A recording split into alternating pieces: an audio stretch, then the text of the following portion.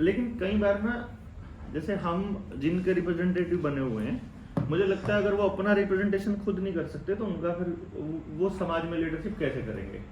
भाई आप और मैं आपका रिप्रेजेंटेटिव मैं थोड़ी ना हूँ। सही बात। आप अपनी बात खुद रखेंगे। जैसे आपने एक पॉइंट रखा कि सबको बोलने का मौका दें, और जिस साथी को बोलने की जल्दी है कि हमें आज ही बोलना है और हमारा बोलना आज कंपलसरी है, इसके बिना काम नहीं चलेगा, वो अपनी बात मेरे ख्याल से अध्यक्ष जी को बता दे कि पहले हम बोलना चाहेंगे।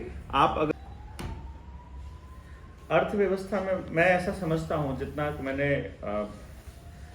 समझा है रुपए को, क्योंकि रुपये से सारी व्यवस्था चल रही है, हम लोग जो कर रहे हैं, और उसी संदर्भ में वो किताब भी हम लोगों ने लिखी भी है। हमें ये समझ में आया कि रुपया एक साधन था विनिमय का, और असल में वो किसी भी वस्तु के मूल्य का मापक था, है मतलब अभी भी किसी भी वस्तु के मूल्य को मापने की एक इकाई। उस इकाई में जब भी छेड़खानी होगी तभी लूट चालू हो जाएगी। आपको ये इसको समझने के लिए बहुत सिंपल सा एक एग्जांपल मैं आपको दे देता हूं कि किसान ने 100 किलो टमाटर उसके खेत में पैदा किया। उस उत्पादन को जब वो मंडी में लेकर के गया तो मान लेते हैं हम 5 रुपए किलो से उसका टमाटर बिका रेट से, जो कि कभी आज तक उससे ज़्यादा बिका नहीं है। और 2023 की ही बात करें हम, क्योंकि 24 में अभी हम हैं, तो 2023 में किसान का टमाटर का जो मैक्सिमम रेट था हाईएस्ट, वो 5 रुपए किलो था। तो मैं 100 किलो के एग्जाम्पल से ले रहा हूँ कि उसने 500 रुपये का वो टमाटर बेचा और वो 500 रुपया ला के घर में रख दिया। अब जो आरबीआई है या आरबीआई की जो सहयोगी तंत्र है, वो उल जलूल बिना किसी नियम के नोट छाप देता है, या उस नोट के बराबर का ही एक डिजिट ट्रांसफर करके किसी बड़े उद्योगपति को दे देता है, और वो उद्योगपति मार्केट से वो सारा का सारा वो सारा टमाटर उठा लेता है और अपने स्टोर में जमा कर देता है। तो उस फर्जी रुपए से जो उसने वो टमाटर उठाया, जो असली धन था बेसिकली, उस वक्त टमाटर का जो हाईएस्ट रेट रहा पिछले साल, वो 250 रुपया किलो रहा। तो उसी 500 रुपए को किसान जब 2 महीने बाद जाता है तो उसी 500 रुपए में उसे मात्र 2 किलो टमाटर मिलता है, वो भी स्टोर का। बेचा उसने फ्रेश था और मिला उसे स्टोर का। बेचा उसने 100 किलो था उसी 500 रुपए में और मिला उसे 2 किलो। यानी असली धन को नकली नोट के बराबर तोल करके, और उस नकली नोट की क्रय शक्ति कम हो जाएगी। जब आप ये कहते हो कि जमीन का रेट बढ़ गया, यानी कि आज आपने जमीन बेच दी और एक 30 लाख का 1 एकड़ बिका, और थोड़े ही दिनों के बाद, आप 10 दिन के बाद भी उसी जमीन को वापस लेने आओगे तो उस 30 लाख रुपए में आप वो एक एकड़ जमीन नहीं खरीद पाओगे। उसी जमीन के लिए आपको 35 लाख 40 लाख देना पड़ेगा। तो अल्टीमेटली इसको हम ऐसे देखेंगे कि उस जमीन की वैल्यू नहीं बढ़ी है, असल में हमारे उस रुपए की क्रय वैल्यू घटी है, उसकी क्रय शक्ति घटी है। तो इसका पूरा गेम समझना है, उसके लिए तो लंबी प्रोसेस है। बट मूल में हम अगर ये जानना चाहें कि भाई, अर्थात हमको समझना पड़ेगा कि असली धन क्या है और अर्थव्यवस्था कैसे चलती है, हमको सिखाया कैसे गया है, हमको बताया कैसे गया है अर्थशास्त्रियों के रूप में बैठे जो अनर्थशास्त्रियों ने जो बैठे हैं सत्ता के अंदर। वो क्या बताते हैं आपको कि डिमांड और सप्लाई से चलता है सारा खेल, और फिएट मंदी नाम की कोई एक चीज बीच में डाल दी गई और हमने उसको सच मान लिया। जबकि उस पे अगर कोई नियम बनाने की बात कहें कि तुमको वो इंक्लूड करने का पावर कहां से मिला, तो हमको आरबीआई ने खुद लिख के दिया, पार्लियामेंट कमेटी ने हमको लिख के दिया, पीएमओ ने हमको लिख के दिया, हमको गृह मंत्रालय लिख के दे रहा है कि हमारे पास ऐसी कोई पावर नहीं है। उनके पास कोई पावर नहीं है वो सब करने की, एंड वो एक्सेस कर रहे हैं। सबसे बड़ी बात यह है, वो अपनी मर्जी का सारा खेल खेल रहे हैं। रुपए के मानक के साथ कभी छेड़खानी हो नहीं सकती, यूनिवर्सल फैक्ट है, यूनिवर्सल लॉ है। उनको छेड़खानी करने की पावर भी नहीं है, ये उन्होंने खुद कहा है, और उन्होंने किसी नियम के तहत कभी रुपए के मानक को कम नहीं किया है, ये भी उन्होंने कहा है। तो अभी भी हमारे पास वो सारे नियम है। आज भी अगर आप जाकर के जाओगे बैंक में, आप चांदी का 1 रुपया लेकर जाओगे तो वो 1 रुपए में ही चलता है। आज भी 10 चांदी के रुपए लेके जाओ, आपको वो 10 रुपए जमा होंगे, और जब वापस मिलेंगे तो आपको सिक्के मिलेंगे लोहे के। और बैंक के लिए लोहे का सिक्का और नोट और चांदी का सिक्का बराबर है। चांदी के भी 2 तरह के सिक्के हैं। अगर आप 1900 से पहले का सिक्का लेते हो, 1860 से पहले का, तो 1860 से पहले का सिक्के में 92% चांदी है, 1860 के बाद वाले में 1935-45 तक के जो सिक्का है उसमें 50% चांदी है। तो चाहे आप 90% चांदी वाला लेकर जाओ, चाहे 50% चांदी वाला लेकर जाओ, चाहे लोहे वाला लेकर जाओ, चाहे पेपर वाला कागज वाला लेकर जाओ, चारों रुपया एक रुपया में जमा होता है। क्योंकि बैंक कहता है हमें धातु से कोई फर्क नहीं पड़ता है, रुपया कुछ और होता है, रुपया ये नहीं होता। जैसे कि सोने का बट्टा जो है और चांदी का बट्टा, कोई फर्क नहीं पड़ता धातु कौन सी है, आप चाहे पत्थर ले रखा हो बट 1000 ग्राम होना चाहिए, 1 किलो हो जाएगा। इसी तरह से रुपया उसको नहीं कहते हैं जो हमारे हाथ में है, रुपया उसके मानक को कहते हैं।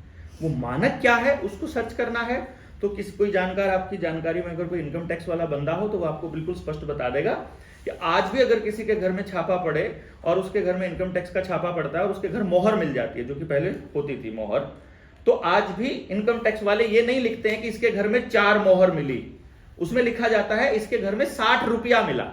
यानी आज भी एक मोहर की जो कीमत है वो 15 रुपए ही है, और यही मानक है, ऑफिशियल दस्तावेज, रुपए का जो लीगल मनी का डॉक्यूमेंट है वो इस किताब के अंदर हमने मेंशन किया हुआ है। फोटोकॉपी आरबीआई से सर्टिफाइड कॉपी हमने लगाई हुई है कि 15 रुपए की एक मोहर, दिस इज द स्टैंडर्ड, और एक मोहर में होता है 11.664 ग्राम शुद्ध सोना। यानी एक रुपए की कीमत जो बनती है, हमारा 1 रुपए का जो मानक है वो 777 मिलीग्राम गोल्ड है, 24 कैरेट का शुद्ध सोना। अब जब हम इसको कैलकुलेशन करते हैं कि फिर ये हमारे साथ क्या हो रहा है, ये इतनी सैलरीज क्यों दे रहे हैं और हमारे साथ ठगी क्या है। नोट छापने का एक नियम है, नोट केवल और केवल धन के बदले छापा जा सकता है। नोट की जो वैल्यू है, जब 10 रुपए का नोट छपता है तो वो 10 रुपए की वैल्यू के बराबर ही छप सकता है। तो वो 10 रुपए की वैल्यू जब तक किसी सरकार के किसी के पास आधिकारिक रूप से नहीं है तब तक वो नहीं छाप सकता। आरबीआई एक्ट 1934 में लिखा हुआ है, और आपको उस धारक के मांगे जाने पर देना पड़ेगा, ये भी उसमें लिखा हुआ है। तो उसमें guaranteed by central government her note के ऊपर लिखा होता है। अभी वो धन क्या है, तो वो धन है जितना भी उत्पादन होगा, जितना भी एक्चुअल धन है। जैसे कि हमारे घर में एक भैंस बंधी हुई थी, उसने 11 महीने बाद एक कट्टी को जन्म दिया या एक जोटे को जन्म दिया, तो अब हमारे पास एक धन और आ गया। अब वो धन जितनी उसकी वैल्यू बनी वो धन वहां छप जाएगा। ये जो आपके कानों के ऊपर ये फास्टैग लगा हुआ है, ये बेसिकली धन का इवैल्यूएशन है कि इनके पास में एक भैंस है जिसकी कीमत 60,000 रुपया है, या उस पर लोन लिया हुआ, तो 60,000 रुपया वो आपके खाते में डिजिट के नाम पे ट्रांसफर करके उधर छाप लेंगे वो इधर। इसी तरीके से जितना भी आपका प्रोडक्शन होगा, चाहे आपका अनाज का प्रोडक्शन हो, चाहे आपका कोयला निकले, चाहे सोना निकले, चाहे चांदी निकले, और अगर पानी की भी उन्होंने वैल्यू दे दी है तो पानी निकले, जितना अनाज निकले, और जितना आप सर्विसेज देते हो अपनी, जो आप पूरा दिन सुबह से लेकर शाम तक जो सूरज की ऊर्जा पौधे ने ली, उस पौधे से जो ऊर्जा आपने खाई और उस ऊर्जा का जब आपने इस्तेमाल किया तो उस ऊर्जा के बराबर ऊर्जा वहां वो धन के रूप में, यानी हमारा जो सेहत है, हमारी जो मेहनत है, दिस श्रम धन। तो इस धन के बदले, यानी पूरा दिन हमने जब आपको मेहनत दी तो आपकी एनर्जी का हम ट्रांसफर करते हैं, तो वो छाप लेते हैं। अब छापने में गड़बड़ क्या हो रखी है कि जब 1 रुपए का सिक्का चांदी वाला भी उतना ही है बैंक के लिए और 1 रुपया लोहे वाला भी उतना ही है, तो जब आप एक सिंपल सा एग्जांपल दीजिए, जब आप जमा कराने गए चांदी का सिक्का तो आपने 1 रुपया दिया, निकलवाया तो 1 रुपया लोहे वाला मिला। वही चांदी वाला रुपए का सिक्का जब आप लेके बाजार में जाते हो या सुनार के पास चले जाओगे, वही चांदी का सिक्के के बदले में आपको 1000 वो लोहे के सिक्के मिलते हैं। बैंक आपको उस चांदी के सिक्के के बदले दे रहा है 1 लोहे का सिक्का, और जो बाजार है वो दे रहा है 1000 लोहे का सिक्का। इसका मतलब बैंक में पैसा जमा कराने और निकलवाने में आपके साथ 1000 गुना की ठगी हो गई ऑन द स्पॉट। जब भी आप बैंक में ट्रांजैक्शन कर रहे हो, आपके साथ 1000 गुना की ट्रांजैक्शन में गड़बड़ हो रही है, यदि हम सिर्फ चांदी के सिक्के को मानक ले लें। परंतु क्योंकि ऑफिशियल डॉक्यूमेंट ये कहता है कि चांदी का सिक्का मानक नहीं है, असल में रुपए का मानक गोल्ड है, अभी भी ऑफिशियल गोल्ड है, अगर नहीं है तो वो चांदी का सिक्का नहीं चलेगा। अगर वो नहीं है तो मोहर किसी के घर में मिल जाए तो उसको 15 रुपए में नहीं लेगा बैंक, लेकिन अभी भी ले रहा है, इसका मतलब वो अभी भी वैलिड डॉक्यूमेंट है। तो अब वो जब आप बैंक में अपना पैसा जमा कराते हो, यानी जब आप कमाते हो, अपने गेहूं उगाया, चावल उगाया, डंगर से या दूध बेच के या कुछ भी मेहनत बेच के आपने कुछ भी कमाया, तो वो आपने भारत का रुपया कमाया। जब आप जमा कराने जा रहे हो तो वो रुपया जमा कराने जा रहे हो, रियल धन। और जब आपको बैंक से वो नोट मिल रहा है, that is a fake note, जो कि ऑफिशियली आरबीआई ने लिखा है कि हाँ ये नकली है। वो उसके बड़े सारे पैमाने हैं जिसके ऊपर लगातार हम 1.5 घंटा 2 घंटे का सेशन हो सकता है कि वो कैसे नकली है, पूरे सबूत के साथ हमने मेंशन इसमें किया हुआ है। तो इसका मतलब है 777 मिलीग्राम सोने का अगर कैलकुलेट करते हैं तो भारत का 1 रुपया 777 मिलीग्राम सोने के बराबर है। 777 मिलीग्राम सोने को अगर बैंक नोट के बराबर देखा जाए तो लगभग 6300 रुपए के बैंक नोट के बराबर उसकी कीमत बनती है। यानी कि बैंक में ट्रांजैक्शन में 1 रुपए में असल में 1000 गुना की ठगी नहीं होती, 6300 गुना की ठगी होती है। अब हम इस पूरे के कॉन्सेप्ट को इसी रुपए के, इसी का लालच देकर के जजेस को करप्ट किया जा रहा है, इसी का लालच देकर के पेस्टिसाइड बेचे जा रहे हैं, इसी का लालच देकर पुलिस वाले हमारे ऊपर अत्याचार कर रहे हैं, इसी का लालच देकर पूरा का पूरा खेल, पूरा तंत्र बिगाड़ा जा रहा है। जो सैलरीज बढ़ी थी, ये सैलरीज इसलिए नहीं बढ़ी थी कि ग्लोबलाइजेशन आई थी, सैलरीज इसीलिए बढ़ी थी कि बेसिकली जब कोई भी गवर्नर चेंज होता है, जो कि अभी 2 दिन पहले हुआ है, अभी नया गवर्नर आया है, सीबीडीसी को लॉन्च करने के लिए लाया गया है, बेसिकली सारा कैश मनी निकाल करके डिजिटलाइज करने के लिए। जब भी गवर्नर बदला जाएगा उस वक्त कोई नई स्कीम को लॉन्च किया जाएगा। उस नई स्कीम को लॉन्च करने के पीछे का जो गेम है वो यही होता है कि कैसे वैल्यू को डिवैल्यूएट किया जाए। 2016 में नोटबंदी से ठीक पहले अरिजित पटेल को गवर्नर बनाया गया था, उससे पहले रघुरमन राजन थे गवर्नर। और नोट कितने छपे इसका कैलकुलेशन अगर आप करोगे तो आपको मालूम पड़ेगा कि असल में पूरे देश के अंदर लगभग 34 लाख करोड़ रुपए की करेंसी है। 8 नवंबर 2016 से पहले देश में जो आरबीआई के आधिकारिक आंकड़े हैं 500 और 1000 रुपए के नोट के शक्ल में 14 लाख करोड़ रुपया था खाली। यानी कि नोटबंदी से पहले हमारे पास 16 लाख करोड़ रुपया टोटल है, और नोटबंदी के इमीडिएट बाद हमारे पास 34 लाख करोड़ रुपया आ जाता है। 34 लाख करोड़ रुपया हमारे पास है, और लोन हमारे देश को दिया हुआ है, लोगों को दिया हुआ है 205 लाख करोड़ का। यानी जितना रुपया बैंकों के पास पूरा नहीं है उससे कितने गुना का तो उन्होंने लोन दे रखा है, जिसका रिटर्न करना नेक्स्ट टू इम्पॉसिबल है। मान लीजिए मेरे पास 1000 रुपया है और मैंने 1000 रुपया बांट दिया लोन का, तो रिटर्न में मेरे को 1000 को वापस मिल सकता है ना। मैंने आपसे पहली किस्त लेके फिर इनको दे दिया, वही 1000 रुपया घुमा के इनको दे दिया, वही 1000 रुपया फिर आपको दे दिया, वही 1000 आपको दे, उसी में से निकाल के, तो टोटल रुपया 1000 है और मैंने लोन बांट दिया 5000 का, तो मेरे को रिटर्न आएगा मात्र 1000 ही वापस आएगा। तो जो 4000 जो रुपये का जो प्रॉपर्टी मैंने मॉर्गेज किया है, असल में वो रुपया कभी नहीं आएगा, तो वो प्रॉपर्टी हड़प ली जाएंगी। और अब मालूम पड़ता है 2019 का अगर आप मद्रास हाई कोर्ट का फैसला देखते हो तो आरबीआई और जो बैंक हैं जितने भी हैं वो सब प्राइवेट ऑर्गेनाइजेशन है, they are not government employees basically. वो ऑफिशियल डॉक्यूमेंट है उसके अंदर कि वो सरकारी नहीं है। अब इसका मतलब है, अच्छा अब तो एग्रीकल्चर जो है अडानी को दे भी दिया गया है। अब बात आती है कि सोल्यूशन क्या हो, सबसे बड़ी बात, यानी अपने समाज का जो टूटन हुआ है, अगर इसको थोड़ा सा हम, आप सब लोग मेरे से जो उम्र में बड़े हैं वो बहुत आसानी से देख पा रहे हैं कि अपने जो समाज का जो ढांचा टूटा है वो तब से टूटना शुरू हुआ जब हमारे परिवार टूटने शुरू हुए। परिवार टूटने तब शुरू हुए जब घरों में लेन देन में हमने कुल्फियों के अंदर, कुल्फी जब बाहर कुल्फी वाला आता था, जब हमने अनाज के बदले रुपया देना स्टार्ट किया, यानी जब हमने लेन देन में इस नोट को और सिक्कों को चलन में लेकर के आए, तब ही परिवार टूटने शुरू हुए थे। अगर उस कैलकुलेशन को देखोगे तो वो जो नोट है बेसिकली, इसको हम लोग तो दरिद्र नारायण बोलते हैं, क्योंकि जब हम लक्ष्मी की पूजा करते हैं तो लक्ष्मी तो सोना और चांदी है, ये नोट नकली है।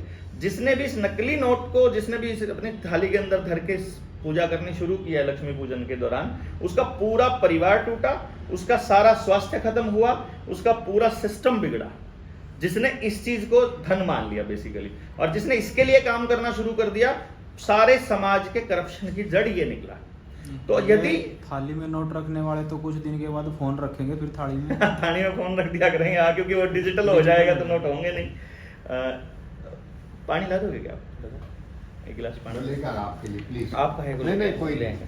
तो अब क्या है कि यदि हम इसको बदलना चाहते हैं बेसिकली, तो जो व्यक्ति है जिसके लिए हम बदलना चाह रहे हैं, बदलाव जो हम लाना चाहते हैं, उस व्यक्ति को यदि मालूम ही ना हो कि ये बदलना क्यों है, मान लो आप, हम कह रहे हैं कि अर्थव्यवस्था को बदलने के लिए या कोई बदलाव के लिए हम बात कर रहे हैं, तो सबसे पहले तो जो वो व्यक्ति है उसे मालूम होना चाहिए कि गलत क्या है जिसको बदलने की हम बात कर रहे हैं। तो पहले तो समझ आए कि ये व्यवस्था ने हमको किस तरह से गुलाम बना के रखा है।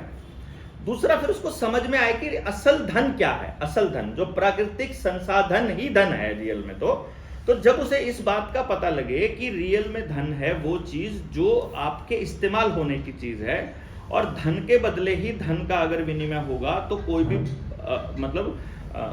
जो सत्यानाश है वो नहीं होगा। इसको जब हम समझने लगेंगे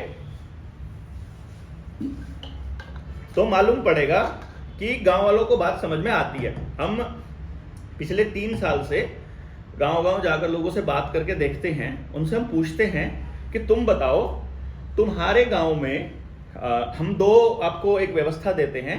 एक व्यवस्था है कि मैं जो बनाऊं आप ले लो, आप जो बनाओ मैं ले लूं, या सारा गांव ले ले, फिर जो वो बनाए सारा गांव ले ले।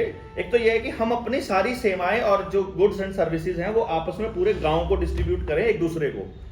एक तरीका ये है, और जिस हमारी सारी जरूरतें जब पूरी हो जाएं, मतलब उसमें हमने पूरा रिसर्च किया था पूरे गांव का, हर घर पे हमने रिसर्च किया था कि गांव में पढ़ाई पे कितना पैसा खर्च होता है, ट्यूशन पे कितना होता है, पेट्रोल पे कितना, ट्रैक्टर पे कितना, डंगर कितने हैं, अनाज कितना लगता, चावल कितने लगते, सब्जियां कितनी लगती हैं, दूसरे प्रोडक्ट्स बाजार से कितने आते हैं, आप घर में कितने बनाते हो, पूरा मतलब दरी तकिया सबसे लेकर के टोटल खर्चा कैलकुलेशन किया था। तो जब 4500 वोटों के गांव में जब हमने सिर्फ एजुकेशन का जब निकाला आंकड़ा, तो वो निकल के आया कि 1300 बच्चा गांव से पढ़ने के लिए बाहर जा रहा है, और उस 1300 बच्चा जो पढ़ने के लिए जा रहा है उसका जो टोटल खर्चा हो रहा है वो 53 लाख रुपया पर मंथ हो रहा है। तो मैंने गांव वाले जब ऐसे ही बुला करके मस्जिद से लोग बिठाए, उनके सामने पेपर रखा, मैंने कहा देखो तुम्हारा 53 लाख रुपया जा रहा है, उस स्कूल में जहां तुम्हारा बच्चा जा रहा है उसमें 53 लाख रुपये में से, मतलब उस स्कूल में ऐसा क्या है जो इस 53 लाख रुपए से हम अपने गांव में नहीं ला सकते, अपने घर अपने स्कूल में जो गांव का सामुदायिक स्कूल है उसमें नहीं ला सकते, हम टीचर्स नहीं ला सकते। वही वाले टीचर्स वहां 15,000 लेते हैं, हम 20,000 में यहां ले आएंगे उन्हीं को। वहां वो 30 बच्चों की क्लास लेते हैं, यहाँ 15 बच्चों की पे एक टीचर रख लेंगे। वहां पे वो बिल्डिंग है ना, उस पैसे से साल का 6 करोड़ रुपया बनता है, साल के 6 करोड़ रुपए में तुम यहाँ संगमरमर का स्कूल बना सकते हो अपने गांव के अंदर, या अपना स्कूल जो तुम्हारा है।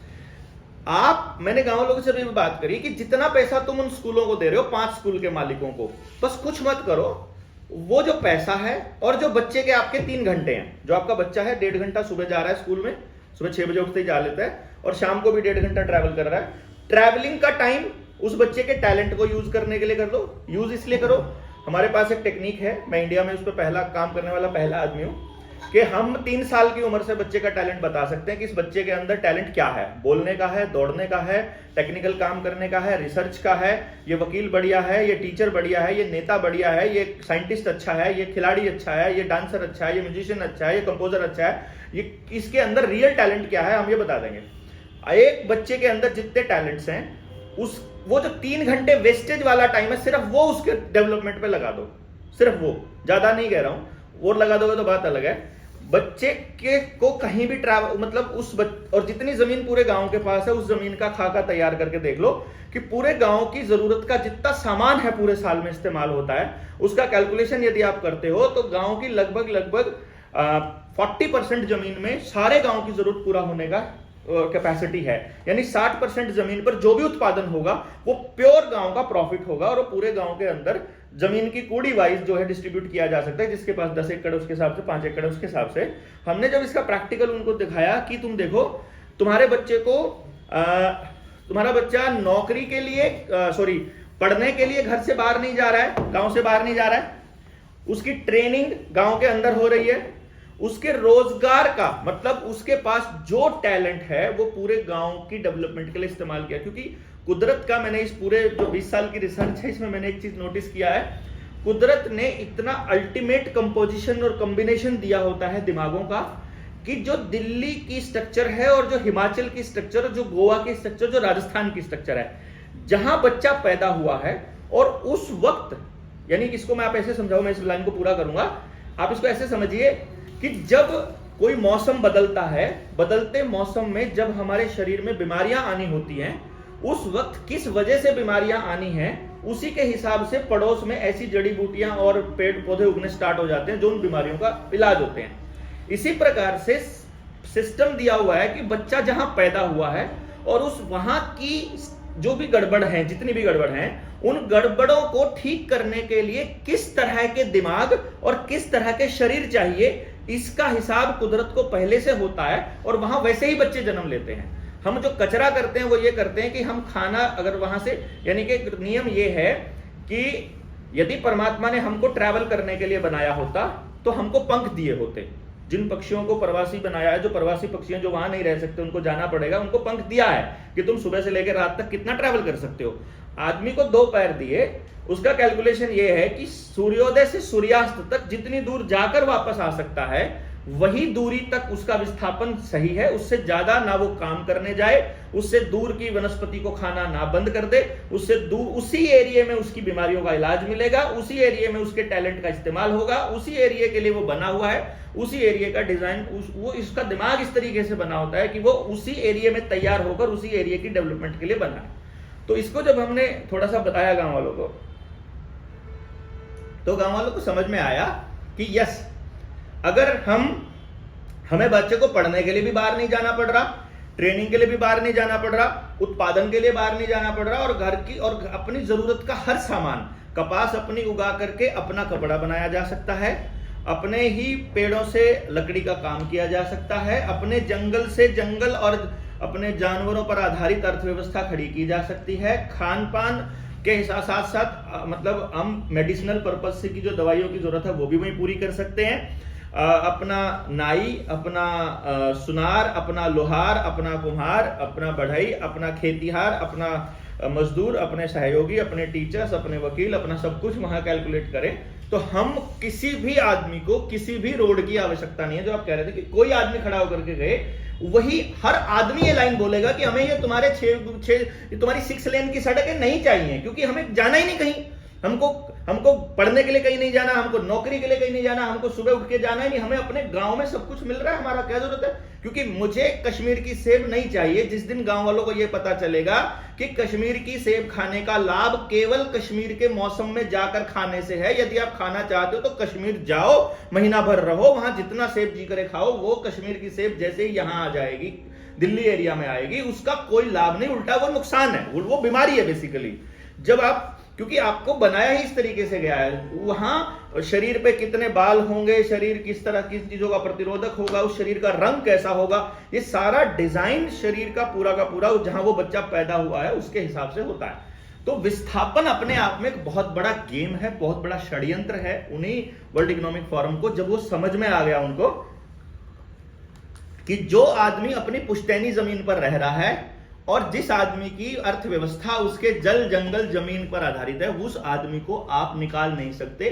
वो एक्चुअल वहां का मालिक है, जिसको हम रियल में वहां का सिटीजन कहते हैं। जो रेड इंडियंस की बात आप कर रहे थे, अमेरिका के जो रेड इंडियंस थे, वहां दूसरे लोगों को लेकर के जाना। अब आप देखिए, दिल्ली के अंदर आप जाओ, गुड़गांव में आप जाओगे, कोई भी रेडी पटरी वाला, कोई भी सब्जी वाला, कोई भी प्रेस करने वाला, कोई भी आपके घर का काम करने वाला, कोई भी ऑटो वाला, आपको वहां का लोकल गुड़गांव का आदमी नहीं मिलेगा, वो आपको दूसरे किसी स्टेट का आदमी मिलेगा।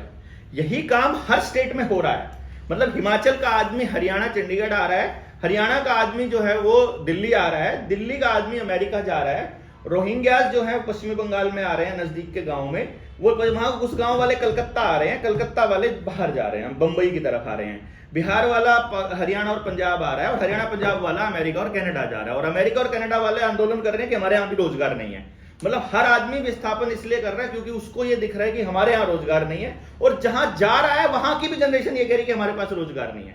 तो बहुत बड़ा एक साइकिल उन्होंने क्रिएट कर दिया कि हर आदमी अपनी जड़ें छोड़ दे। तो यदि इस व्यवस्था के इस समस्या का समाधान करना चाहते हैं तो इसके मूल में हम 3-4 लाइनें ही बोलते हैं, ज्यादा डिटेल में नहीं बताते, कि अगर जितनी पूरी की पूरी चर्चा को अगर इन चीजों पे केंद्रित कर दें कि ये कैसे होगा, और वहां के गांव वालों के पास इसका सोल्यूशन है, हमने देखा है जहां भी हम गए वहां गांव वालों के पास इसका समाधान है।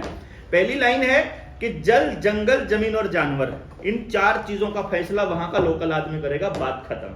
हमारा पानी हमारा होगा, हमारी जमीन पर अधिकार हमारा होगा, कोई लैंड एक्विजिशन एक्ट नहीं चलेगा, कोई भूमि अधिग्रहण नहीं चलेगा। मेरी जमीन मैं 5 करोड़ की बेचना चाहूं कि 50 करोड़ की, मेरी मर्जी है। ऐसा नहीं हो सकता कि तुम डीसी रेट पे पैसे ट्रांसफर करके हमारी जमीन को जबरदस्ती हथिया लो। मेरी अर्थव्यवस्था जंगल आधारित बने जिस दिन, जब मैंने सरकार से पैसा लेना बंद कर दूंगा, यानी कि जैसे ही सरकार से पैसा लेना बंद करेंगे, सारी ताकत ग्राम सभा के पास आ जाएगी। ग्राम सभा के पास ताकत आने का मतलब है कि ग्राम का पंचायत, ग्राम का sarpanch, MLA, MP, DC, collector सब फेल। जिस दिन ग्राम सभा ने साइन करने आ गए, जिस दिन ग्राम सभा को प्रस्ताव पास करना आ गया, सब खत्म। अपनी अर्थव्यवस्था जो गांव की है, अरे हो रहा है। मैं हमने जुडिशरी के ऑर्डर आए हुए, ग्राम सभा जो है पंचायत राज सभा जुडिशरी से भी बड़ी है, सुप्रीम कोर्ट से भी बड़ी है। ग्राम सभा पे हमने एक गांव के अंदर गए, वहां 85 घरों के विस्थापन का ऑर्डर था जजेस का, और वहां से हमारे पास कॉल आई कि डॉक्टर साहब ऐसे ऐसे करके गड़बड़ है, हम क्या करें।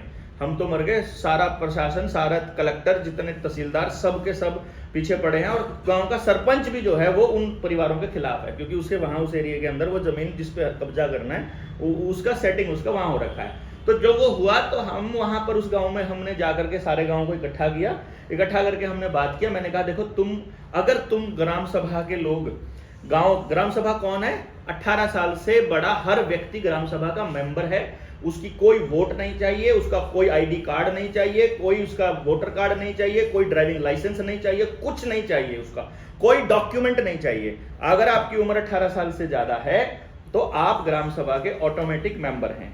गांव की 70% पॉपुलेशन जिस कागज के ऊपर साइन कर देगी कि ग्राम सभा की मीटिंग हुई, उस मीटिंग के अंदर ये निर्णय लिए गए और 70% के साइन हो गए, किसी की औकात नहीं दुनिया के अंदर उस कागज को, ये इतना बड़ा पावर सिस्टम अपने पास है। तो ग्राम स्वराज को लाने के लिए ग्राम सभा से बड़ा कोई ताकत हमारे पास नहीं है, और ग्राम सभा की उस चीज को इमली जामा पहनाने के लिए गांव को समझाने के अलावा कोई दूसरा रास्ता नहीं है। मतलब हमको बैठ करके बेसिकली अभी हमने क्या किया है, अभी हमने लगभग 250 के करीब 200-250 के करीब योद्धा तैयार किए हैं पिछले 3 सालों में। अभी हमारी लगभग 42 ट्रेनिंग हो जाएंगी इस महीने में, 42 ट्रेनिंग्स, और एक ट्रेनिंग में लगभग 150 से 200 आए हैं अभी तक, और अगली 3 ट्रेनिंग में उम्मीद है 500 से 600, अब बहुत ज्यादा नंबर आ रहा है लोगों का। तो लगभग 4000 लोग हमने तैयार किए अब तक। पूरा कॉन्सेप्ट, पूरा 3 दिन बैठ करके हम पूरा षड्यंत्र समझाते हैं। फार्मा कंपनी का षड्यंत्र अलग, एजुकेशन का अलग, पॉलिटिकल अलग, सामाजिक अलग, राजनीतिक अलग, आपके बच्चों के हेल्थ को, गांव के स्ट्रक्चर को तोड़ने का अलग, पूरा षड्यंत्र समझाने के बाद, पूरे न्यू वर्ल्ड ऑर्डर को समझाने के बाद फिर हम उसके सोल्यूशन पर बात करते हैं। और उनमें से जो बोलने वाले वक्ता हैं वो तैयार करके अब हमने टारगेट लिया है कि पूरे हरियाणा में 6713 गांव हैं, 6713 इतने गांव हैं। इन गांव के लिए 7000 अगर एवरेज लेते हैं तो हमने 200 का टारगेट लिया कि 200 टीमें जब निकलेंगी वहां से तो 7000 गांव तक जाने में हमको मात्र 35 दिन इसमें लगेंगे। मतलब रोज का अगर हम एक गांव लेती है एक टीम, तो 73 संविधान संशोधन 73 और 72 2 संशोधन है जो ग्राम सभा को ये ताकत देते हैं। 73वां संशोधन है अगर फाइनेंशियल पावर भी ग्राम सभा के पास आ जाए। ये हमने आवेदन लगाए हैं, लगभग 250-300 आवेदन लगाए हैं। बैंक में जाकर हमने 10 रुपए का नोट दे दिया बैंक वाले को, मैनेजर को, और रिटर्न में एक दस्तावेज दे दिया कि हमें नोट के बदले नोट नहीं चाहिए, हमें इसके ऊपर लिखा है, गवर्नर ने लिखा है, मैं धारक को 10 रुपए अदा करने का वचन देता हूं, विधि के अनुसार जो 10 रुपए हैं वो दे दो हमको, ये तुम्हारा नोट पकड़ो, ये बैंक नोट है, प्रॉमिस है, ये प्रॉमिसरी नोट है, ये पकड़ो और हमें हमारे 10 रुपए दे दो। आज तक आरबीआई हमको 10 रुपए नहीं दे पाई। वो मैनेजर कह रहा है 10 सिक्के ले लो, तुम दो ना, तुम दो, कुछ तो दो, तुम जिसको रुपया कहते हो तुम हमको बोलो। आरटीआई डाली उसमें, आरटीआई छोड़िए, हमने तो इतने अपील पे अपील करके छोड़ दिए, ये तो पिछले 3 साल से लगे पड़े हम लोग। एक मिनट पूरा कर लूं, राउंड अप, इसको मैं कंक्लूड कर रहा हूं। नहीं, एक्ट नहीं भी होगा तो भी ऑफिशियल जो आदमी यहाँ का निवासी है, ये जो माइग्रेशन है ना, ये बेसिकली सिर्फ इसी चीज के लिए किया जा रहा है कि जैसे ही आप अपनी मूल जमीन को छोड़ के निकलते हो, जैसे ही आप अपनी जगह को छोड़ते हो जहां पैदा हुए हो, उसी टाइम आप माइग्रेटेड माने जाओगे, उसी टाइम आप शरणार्थी माने जाओगे। और शरणार्थी कभी भी अपनी जमीन बचाने की लड़ाई नहीं लड़ सकता, because now you have no right at all. तो जो सीएए और एनआरसी आ रहा है वो इसी गेम के लिए, इसी गेम के तहत आ रहा है बेसिकली। उसमें हिंदू, मुसलमान, रोहिंग्या और बाहर के जो मतलब बांग्लादेशी हिंदू का कोई रोल नहीं है। असल गेम है ये बेसिकली कि आपको वो ये कि गलती से भी इन लोगों को पता ना चल जाए, उससे पहले पहले ऐसे कानून बना दो कि अपने एक्चुअल राइट्स को एक्सरसाइज ही ना कर पाए। तो वो जो नोट हमने लगाया उसका आज तक कोई जवाब नहीं आया। ग्राम सभा की पावर को हमने पहले से देख लिया है। पैसे को हमने देखा है कि यदि गांव के लोगों को, जिस दिन हमने धन का असल वैल्यू बता दिया, हमने गांव वालों को बताया कि देखो कितना बड़ा गेम है, तुम्हारी लैट्रिन का खड्डा जो है उसका पाइप बाहर निकाला नाली में, नाली के जरिए सारा लैट्रिन का पानी जा रहा है गांव के जोहड़ में, जोहड़ में कोई पानी पिलाना है अपने डंगरों को चाह नहीं रहा। तो जंगल काट दिया विकास के नाम पर, जोड़ खराब कर दिया लैटरिन के जरिए। अब गांवों के पास सामूहिक पानी पिलाने के लिए जगह नहीं बची, डंगर खड़ा रहेगा घर के अंदर। जब भैंस और गाय घर के अंदर खड़ी रहेगी तो बीमार हो जाएगी, दूध जहर हो जाएगा उसका चलना बहुत जरूरी है डंगर का। तो और वो महंगा भी हो जाएगा उसको पालना महंगा होते ही वो कैलकुलेशन करने लग जाएगा थैली कितने रुपए की आती है और दूध कितने रुपए में पड़ता है, इससे अच्छा तो थैली ले लो। थैली के अंदर प्रिजर्वेटिव मिले होते हैं, वहां से कैंसर होता है तो फार्मा कंपनी की मौज होती है। इधर से आपके लेटरिन के खड्डे के अंदर जब आप केमिकल डालते हो सिंथेटिक, तो वो सिंथेटिक पानी अंडरग्राउंड पानी में जाता है, अंडरग्राउंड पानी को पीने लायक नहीं छोड़ता है, अंडरग्राउंड पानी पीने लायक नहीं रहता है, तो फिर उस पानी को साफ करने के नाम पे फिर दोबारा से वाटर ट्रीटमेंट प्लांट लगाते हैं। और वाटर ट्रीटमेंट प्लांट की जो टेक्नोलॉजी है वो फिर रॉकफेलर की है। जो खेत में ड्रोन की टेक्नोलॉजी है वो भी रॉकफेलर की है, ट्रैक्टर टेक्नोलॉजी भी रॉकफेलर की है, मोन्सेंटो भी उन्हीं फैमिलीज की है, फर्टिलाइजर भी उन्हीं फैमिली के हैं, जितनी फार्मा कंपनियां वो भी उन्हीं की हैं, जितनी टेस्टिंग है फार्मा टेस्टिंग कंपनियां जो आपके टेस्ट करते हैं ब्लड टेस्ट एंड फलाना ढिमकाना, जो मेडिकल लेबोरेटरी वो भी सारी रॉकफेलर फाउंडेशन की हैं। जितनी यूनिवर्सिटीज हैं सबको वही फंडिंग देता है, जितनी साइकोलॉजी की टेस्टिंग होती है, जितने रिसर्च प्रोग्राम्स होते हैं, सबकी फंडिंग वही कर रहा है। तो अल्टीमेटली फार्मा हो, फर्टिलाइजर हो, खेत की टेक्नोलॉजी हो, दूसरी टेक्नोलॉजीज हो, हर टेक्नोलॉजी के अंदर वही फाउंडेशन घुसा हुआ है। और उधर से जो पैसे से संबंधित जितना गेम है वो रॉथस्चाइल्ड फैमिली संभाल रही है। तो रॉथस्चाइल्ड और रॉकफेलर पूरा ब्लैक रॉक हो चाहे वैनगार्ड हो, इनके जरिए पूरी आपकी एक एक चीज, यानी उन्होंने आपके घर के अंदर क्या कर रखा है, वो पाइपलाइन बिछा रखी है। बच्चा सुबह उठते ही लैटरिंग करने जाएगा अगर अपने घर की लैटरिंग में, तो जीडीपी बढ़ेगी और रॉकफेलर फैमिली को पैसा जाएगा। जंगल में जाओगे तो जीडीपी नहीं बढ़ेगी और रॉकफेलर को पैसा नहीं जाएगा, बल्कि खेत के अंदर खाद जाएगी। अगर आप गांव के स्कूल में जाओगे तो जीडीपी नहीं बढ़ेगी, बस में बैठ के जाओगे तो जीडीपी बढ़ेगी। सड़क पर चलना कम कर दोगे तो जीडीपी नहीं बढ़ेगी, सड़क पर जाओगे तो बढ़ेगी। बच्चा अगर सुबह सुबह बस में ट्रैवल करेगा तो रीढ़ की हड्डी के मन के खराब होंगे ही होंगे। बच्चा ट्रैवल करने के लिए नहीं बना पहले 15 साल जिंदगी के, 15-16 साल, लेकिन हमको हमारा बच्चा नर्सरी क्लास में ही ऑटो में बैठ के स्कूल जाना शुरू कर देता है। यानी आपके पूरे सिस्टम को उन्होंने हर चीज को घुमा के बीमारी तक लेकर आ रहे हैं या फिर मार्केट तक लेकर आ रहे हैं। ढूंढ लेना पूरे कॉन्स्पिरेसी को आप समझेंगे। गांव में तो उन्होंने क्या किया हुआ है, एक मिनट, तो उन्होंने क्या किया हुआ है, आपके घर में आपकी हर एक्टिविटी के साथ एक पाइपलाइन जोड़ रखी है। आप मोटरसाइकिल की किक मारो, आप बच्चे को पढ़ने के लिए प्राइवेट कंपनी की किताब खरीदो, आप रिसर्च के लिए बाहर निकलो, आप खेत के अंदर काम करो, आप खेत में पेस्टिसाइड डालो, आप यूरिया डालो, आप लेटरिन में जाओ, आप मूतने जाओ, कुछ भी करो, आपकी हर एक्टिविटी से पैसे उनको फायदा हो रहा है। देखो उनको, हमारे बुजुर्गों को मालूम है, बैठ के बाथरूम पेशाब करोगे तो सही हेल्दी रहोगे, बाथरूम ठीक से साफ होगा, आपके रीढ़ की हड्डी का कभी रोग नहीं, रीढ़ की हड्डी के रोग नहीं होंगे। इसीलिए इन्होंने क्या किया, हर जगह पर यूरिनल जो है वो बाथरूम करने की जगह वो बना दी, खड़े होकर करना पड़ेगा, बैठ के करने को। उन्होंने पैंट पहला दी, पैंट पहन के नीचे बैठ ही नहीं सकते, धोती वाला खुले पजामे वाला तो बैठ सकता था, अब बैठ नहीं पाएगा। तो बैठ कर नहीं करोगे तो अब आप खत्म। पूरा नहीं बैठ के लेटरिंग करोगे तो कभी भी पूरी इंटेस्टाइन साफ नहीं होगी, तो बीमारी भी वही रॉकफेलर के पास, फिर मेडिकल फार्मा के पास। कुल मिलाकर के उन्होंने आपकी हर एक्टिविटी को मतलब बाजार के साथ जोड़ दिया। तो अब आपके पास दो ऑप्शन है, या तो आपका सारा पैसा गांव में घूम जाए तो पूरा गांव समृद्ध हो रहा है, या आप सारा पैसा कमा कमा के कंपनियों को देते रहो तो एक दिन पूरा गांव खोखला हो जाएगा।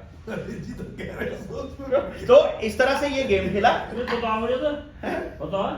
तो अगर फाइनल लेवल पे देखें, हमने प्रैक्टिकल इसके ऊपर बड़ा किया है और एक्चुअली लोग समझने को तैयार है, बशर्ते कि कोई जाकर के सब्र के साथ उनको समझाना शुरू करे, सब्र के साथ।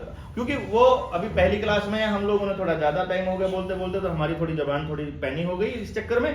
तो जल, जंगल, जमीन और जानवर, इस पे आधारित हमारी व्यवस्था हो, हमें गांव के अंदर कुछ भी मंगाना ना पड़े।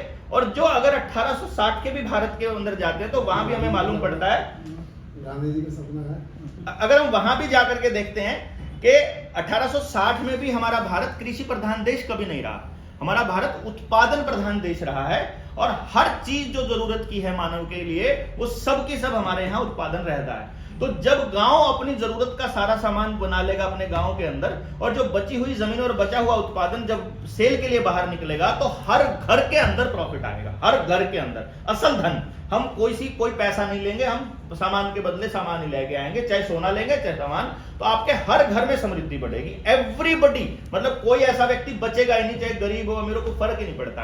हर बच्चे की शिक्षा रोजगार आधारित, काम आधारित, बेसिकली आपके हर हाथ को काम पॉसिबल है, हर हाथ को काम पॉसिबल है, हर घर में सोना और चांदी, जैसे गरीबों के घर में भी सोना और चांदी खूब हुआ करता था, ऐसा तो होता ही नहीं कि नहीं था। तो पहला पॉइंट है जल जंगल जमीन जानवर आधारित अर्थव्यवस्था, और उसका जो कंट्रोल है वो हमारे गांव के पास। और दूसरा है शिक्षा, स्वास्थ्य, न्याय, राजनीति, खेती और धर्म। ये 4 चीजें हैं।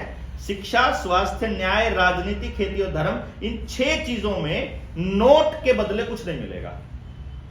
मतलब ये सेवाएं हैं, समाज के बंदे समाज के लिए तैयार, समाज की मदद से तैयार किए जाएंगे और समाज के लिए काम करेंगे और उनकी सारी जरूरतों का ख्याल समाज रखेगा। आप पढ़ाना चाहते हो, टीचर बनना चाहते हो, तुम टीचर बनो, तुम्हें चाहिए क्या वो बताओ, सारा गांव ला के देगा, जिंदगी भर तुम्हें देता रहेगा, लेकिन बदले में पैसा नहीं मिलेगा, इज्जत नहीं मिलेगी भगवान के बराबर की। चाहे डॉक्टर हो, चाहे पंचायत का मेंबर हो, चाहे तुम धर्म के पुजारी हो, चाहे न्याय करने वाले हो, अदरवाइज यहां से पूंजीवाद निकाल दो। मतलब शिक्षा, स्वास्थ्य, न्याय, राजनीति और खेती में से कुछ भी पैसा इन्वेस्ट नहीं करे गांव, और वो जंगल आधारित अर्थव्यवस्था। सिंपल सोल्यूशन है, कुछ नहीं। वो कैसे होगा वो गांव वालों से ही पूछ लो, वो अपने आप बता देते हैं, उनको सब पता है, उनके पुरखों ने करके देखा हुआ है। हमारे पास पूरी व्यवस्था पड़ी है, सिर्फ उस आदमी को यकीन दिलाना है कि तुम्हारे वाली बेस्ट है, अंग्रेजों वाली घटिया और नीच है।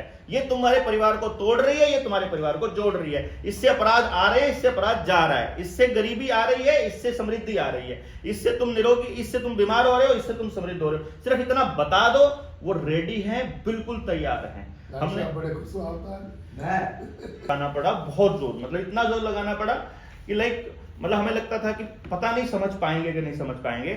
लेकिन आज बहुत सेंसिबली और रिस्पॉन्सिबली मैं ये कह रहा हूं कि कोई भी ऐसा व्यक्ति नहीं है जो समझ में आने के बाद भी अपने बच्चे की भविष्य को खराब करना चाहता हो। हर आदमी समृद्धि चाह रहा है, सुख चाह रहा है, उसे मालूम नहीं है कि सुख असल किस में है।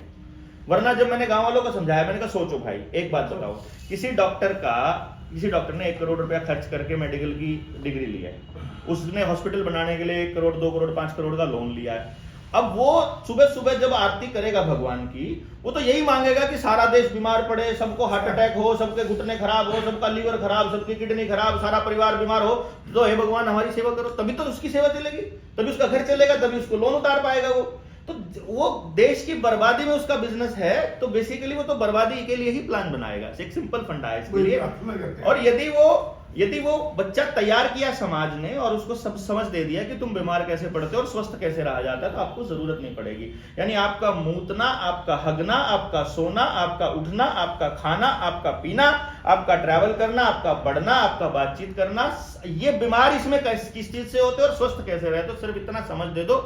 इतने समझ में ही बहुत सारा काम हो जाता है। कितने साल से काम कर रहे हो? साहब इसलिए नहीं साथ आए क्योंकि हमने वोट नहीं दिया था उनको। फिर हमने पड़ोस के गांव में काम किया, जो ये 4500 गांवों की बात, 4500 वोटों के गांव की बात कर रहा हूँ। जब फिर उस पर काम किया, एक एक घर जा करके समझाया, वहां हमने पूरे गांव को इकट्ठा कर लिया समझाने के लिए। लगभग 2000 आदमी आया था उस मीटिंग में, पूरा गांव इकट्ठा हुआ था, मतलब पूरा ही गांव। जब गांव इकट्ठा हो गया तो वहां के एमएलए की हवा निकल गई, ये तो राजनीति करेगा, ये तो चुनाव लड़ेगा। फिर एसपी, डीएसपी और थानेदार अपने पीछे पड़ गए, फिर वो पड़ गए। फिर वो 2018 की बात है ये। फिर हमने सोचा कि तुम चुनाव करवा लो, अब हो जाएंगे। हम जाकर के किसी दूर दराज के गांव में काम करना चालू कर दिया। वहां हमने हर बच्चे को आइडेंटिफाई कर लिया था, हर बच्चे को, और आइडेंटिफाई करके पूरे गांव की मदद से हमने ये कहा था कि अब हम ये करेंगे तुम्हारे गांव में, आर यू रेडी? तो पूरे गांव का एक भी आदमी ऐसा नहीं था जो ये कहता हो कि हम तुम्हारे साथ नहीं। एक भी, मतलब 100%। जैसे बच्चा, ये बच्चे की रिपोर्ट है, दोनों पेरेंट को, माँ बाप को बिठाया, तुम्हारा बच्चे का रिपोर्ट ये कहता है कि तुम्हारा बच्चा बहुत अच्छा स्पोर्ट्स पर्सन है। एक रास्ता है कि तुम अपने बच्चे को शहर ले जाओ और स्पोर्ट्स खिलाओ। दूसरा रास्ता ये कि पूरे गांव के 100 बच्चे स्पोर्ट्स पर्सन है, हम 100 बच्चों के माँ बाप की हेल्प से 2 कोच गांव में बुलाएंगे। बोलो तैयार हो? तैयार हैं। बदले में तुम क्या दोगे? जो पैसा कमा रहा था उसने बोला हमसे जो मदद चाहिए हम पैसा दे देंगे। जो पैसा नहीं कमा रहा था, दिहाड़ी कमा रहा था, उसने बोला हमारे पास पैसा नहीं है। हमने कहा तुम्हें दिहाड़ी देनी पड़ेगी।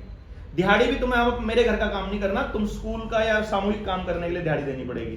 बोला कितनी दिहाड़ी देनी पड़ेगी? मैंने कहा जिंदगी के 40 दिन तुमको देने हैं जब हम तुमको बुलाएं। Everybody was ready, 100% अटेंडेंस, 350 बच्चे, 14,000 दिहाड़ियां। फिर हुआ उस गांव में कुछ? अरे रुको यार, वही तो 14,000 दिहाड़ियां, 350 बच्चे, 14,000 दिहाड़ियां रजिस्टर के अंदर एंट्री करके 2 मार्च 2020 को पूरा प्रोग्राम करके आसपास के 8 गांव ने डिसाइड किया। मतलब जिस दिन हमने उस गांव में प्रोग्राम किया था, आसपास के सारे गांव ट्रॉलियों में भर के आए थे, हमारे गांव में भी करो, हमारे गांव में भी करो। सब तैयार हो गए थे। और 22 मार्च को लॉकडाउन लग गया। ठीक है ना, जब फेज 3 में जब एंट्री हुई और लॉकडाउन के दौरान फिर जेल जाना हो गया, फिर ये कोरोना, फिर ये पूरे वैक्सीनेशन, फिर पूरा जेल कौन गया? हैं? जेल जाना क्या मतलब? जेल भी गया था ना मैं लॉकडाउन में, मास्क का विरोध कर रहे हो, वैक्सीन का उस विरोध करने में। पहला आदमी था मैं जेल में गया था। भाई हम ना मास्क लगाएंगे ना जुर्माना देंगे, हमको मालूम है सारा गेम क्या है, क्योंकि इस गेम के विषय में बहुत पहले से बता रहे ये थे। तो कॉन्स्पिरेसी थी पूरी।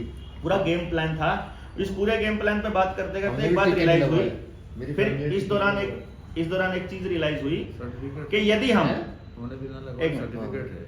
एक बात रियलाइज हुई कि यदि किसी गांव में रहकर, जो आपके वाली बात है, अगर किसी गांव में रहकर ये काम कर दिया, इसको करने में 10 से 15 साल लगेंगे, पूरा प्रैक्टिकल एकदम परफेक्ट देने में।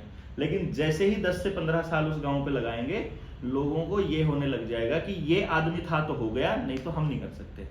अपने ऊपर डिपेंडेंसी ना हो, इसलिए गांव के ऊपर काम करने के लिए हमने क्या किया, बीज डालने स्टार्ट कर दिए पूरे भारत में। तो अब हम पूरे भारत में पिछले 3 सालों से बीज डाल रहे हैं। अभी कहीं थॉट कुछ प्रोसेस हुआ है? नहीं करेंगे हम।